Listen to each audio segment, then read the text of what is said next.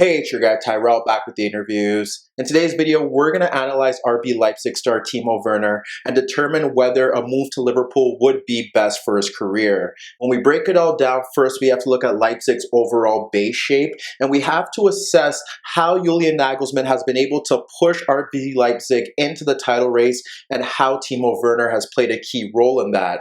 When we look at the 4-4-2, what ends up happening here is that their overall attacking scheme benefits Werner's movement. What we end up seeing here is that it's either Poulsen or Schick that has played up front, and they have the ability to occupy either one or two center backs, and that creates space for Werner to float in and around the final third. There have been times where we have seen Nkunku play in that role, and Nkunku does often look to break in behind, so that does see Leipzig using a lot of pace to peg back the opposition back line. But for the most part, they've had Poulsen or Schick in that zone. Schick is very good at dropping off deeper to bring out a center back and create space for Werner. Whereas when we look at Poulsen, his ability to win aerial duels and hold up the ball and play flick-ons to Werner has been pivotal. So what we end up seeing there is that often takes out one center back out of the game, and now that leaves Werner in a 1v1 with the opposite center back. To overcome Werner's inability to beat players out in wider situations on a consistent basis, what Nagelsmann wanted was Sabitzer and Forsberg to move into narrow positions to pull out the fullbacks, and then have Poulsen or Schick make darting runs into the box to take out the two center backs. There you have the opposing side's back four taken out of position, and then Werner could shift into spaces in those wider areas to get into the box and in goal scoring positions. So if Leipzig weren't breaking in transition, that was a key way for Werner to get into good goal scoring positions, and that's how he was able to elevate his game this season. What also happens there is if you have Forsberg tucking in a bit narrow, that creates space now for the fullbacks to push forward. Whether it be Halstenberg, Klosterman, or Mukiele, they're pushing into advanced positions. They have the ability to offer that width, but with Werner often shifting out into those wider zones, what we see from them is that they do like to make underlapping runs to allow Werner to drop into that space. And on top of that, with Werner shifting out into those wider areas, if it's not Forsberg and the additional center forward occupying that central space, there are times where Leimer also pushes forward into advanced positions with Deme just ahead of the center backs. So with Werner floating into those wider positions and having the freedom to shift his positioning, Leipzig have enough attacking players to push forward. Even if you don't have both of the fullbacks pushing forward, you still have Leimer shifting into those central areas, and Sabitzer and Forsberg are also tucking in. The movement that we often see from Werner is that, yes, he can drop off between the lines, but he doesn't offer much of a threat, and you can see him shifting out into those wider areas, but even in 1v1 situations, he's often capable of breaking that first challenge, but he does tend to rush his shot because he doesn't have the ability to escape multiple challenges when he does get into those areas. He does drop off a bit deeper to get a running start at his opponents, but Werner's key movement is his ability to dart into space between the fullback and the center backs, or in between the center backs to get into good goal scoring positions. So when you assess the overall positioning of Leipzig's attacking players, that's what allows Werner the freedom to operate in and around that final third. He could drift out into the wider areas, and yes, he may not be able to constantly beat his man in 1v1 situations or operate efficiently in tight spaces, but when he shifts out into those wider zones, what he's looking to do is to get in behind the fullback or run across the fullback to receive service in and around the box. We often see him looking to drift into those spaces behind the opposing fullbacks when they push forward, and that allows him to spark a threat in transition.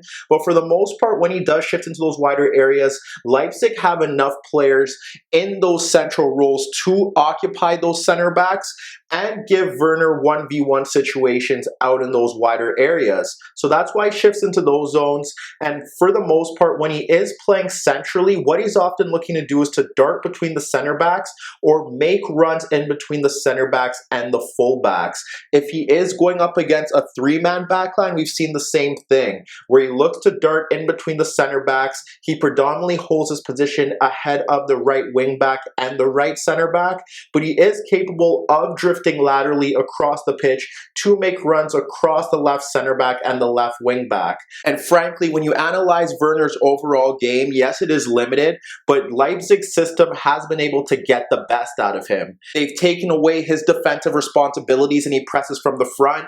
His speed forces the opposing backline into mistakes. He's able to shift into wider areas to try and find 1v1 situations, and he's often making runs off the last shoulder into those gaps to break into goal-scoring positions around the box. There are two games that come to mind if we want to briefly highlight how Werner was able to move across the pitch. One was the 3-3 draw against Dortmund, and the two examples I want to look at is Werner's movement across the pitch. Once is when we see Halstenberg step to by Hakimi, and Halstenberg plays the ball across Hakimi into Werner, shifting into space behind the Dortmund right wing back. That pulls out Akanji, and Werner does a good job of holding him up. And what Werner does is that he locates Halstenberg, making an underlapping run beyond Hakimi and beyond Akanji. So what Werner does is he plays that ball into Halstenberg, but Hummels does a good job of coming across. But that is how Leipzig looked to move in wider areas if Werner did get into those positions. He was able to take out a defender, and often he struggled to win those battles, but the fullbacks looked to make underlapping runs to break into goal-scoring positions, and that's how they combine with Werner. Another example that we ended up seeing didn't work out as well, but it saw Forsberg receive the ball between the lines, and instantly you end up seeing Werner dart into that space between Hakimi and Akanji, and Forsberg tries to split Akanji and Hummels, but they're able to block that off. And when we look to another example, we look to Leipzig's win at Benfica, and the opening goal from Timo Werner sums things up. You have Mukiele pushing forward from right back, and he's able to locate Poulsen occupying Ferro. So he's able to play that pass into Poulsen, and he holds off Ferro, and he simply just drops the ball off into Werner, running across Diaz, and he fires a low effort first time past the keeper. But that's what you get from this system. You have Poulsen taking out a center back. Sometimes he's able to take away two with his movement, and the same applies to Schick. But here he takes out Ferro, and that allows Werner to simply win a 1v1 battle by getting to the ball first, and in that position he's able to finish reliably, and that also highlights what Werner does well in this system. So when we question how Werner would fit into Liverpool's system, the first question that's often asked is, how does he dispossess one of the front three? And the simple answer here is that he doesn't have to replace either Salah, Mane, or Firmino. Those three could stay there, and what ends up happening now is that Liverpool shift into a 4-2-3-1. It may not be their big game system that they go to, but against smaller sides that do drop off a bit deeper and look to park the bus, Liverpool can use an additional attacking player, and that's been something that they've lacked over the past season. They did try to fit Shaqiri into that system and it didn't work out. So when you break it all down, you wouldn't have Werner playing from the right. You could still maximize Salah's threat in that position, and they have a good understanding between Salah, Trent Alexander-Arnold, and Henderson down that right-hand side. Nevertheless, if you want us to play Werner on the right, he is versatile to do so, and he would adopt a similar role. He would be able to hold that touch line, and then you could have Henderson making runs into that right half space, and also have Alexander-Arnold pushing forward in that narrow right position as well. He wouldn't be underlapping like you would see Mukiele, Halstenberg, or Klosterman do, but it allows him to gain that space in that deeper position to deliver quality balls into the danger zones. So that leaves three other positions available for Werner. Yes, he can play on the left, but even if you put Werner on the left, he doesn't have the ability to constantly beat defenders, and his overall attacking play wouldn't improve Liverpool's side. So you would keep Mane and Salah in those positions, and frankly, it would make sense for Werner to either play off of Firmino or just ahead of him. If Werner does play off Firmino, what you can have here is that he has the ability to shift into those wider positions to play off the fullback, and then have Mane and Salah get closer to Firmino or get into better positions in and around the box. That is an option for Liverpool if they wanted to play that way. And what ends up happening here is that with Werner also looking to shift central, that still creates an avenue for Robertson to push forward. So that's an option that they can take. And even if you don't have that option where they do interchange in that regard, what you can also see here is that if you have Firmino occupying one of the center backs or even both, that creates pockets of space for Werner to break into. You want to get him into good goal scoring positions. He has the ability to do so, and he's a reliable finisher. So either situation kind of works for him, because even if he pulls out into that left channel and Mane gets closer towards goal, that's another player taking out a position, and it allows Werner to run off the opposing right back. If you play Werner up front just ahead of Firmino, Firmino drops off deeper. He could play as that number 10, and he gives Werner that creativity and support line from that midfield zone to get into good goal scoring positions as well. Firmino will attract defenders towards him, and if he can combine with Mane or Salah, who will be looking to tuck in a bit narrow, then that creates space for Werner to break into those attacking zones. So the thought of Liverpool adding an additional attacker does make sense, as they have had issues with teams dropping off a bit deeper and parking the bus, and he does fit into this attacking quartet. They have Minamino, who can also slot in for Firmino and play in that number 10 role. But what you see here is that at Leipzig, the key to getting Werner into good positions is having players tucking into those central positions and having the fullbacks push forward. And it's the similar trait here at Liverpool, just with better players in a system that they have mastered. And now they just need an additional attacking threat to create space for the other players. And with those players around Werner, create space for him to get into more goal scoring or 1v1 situations that he will maximize.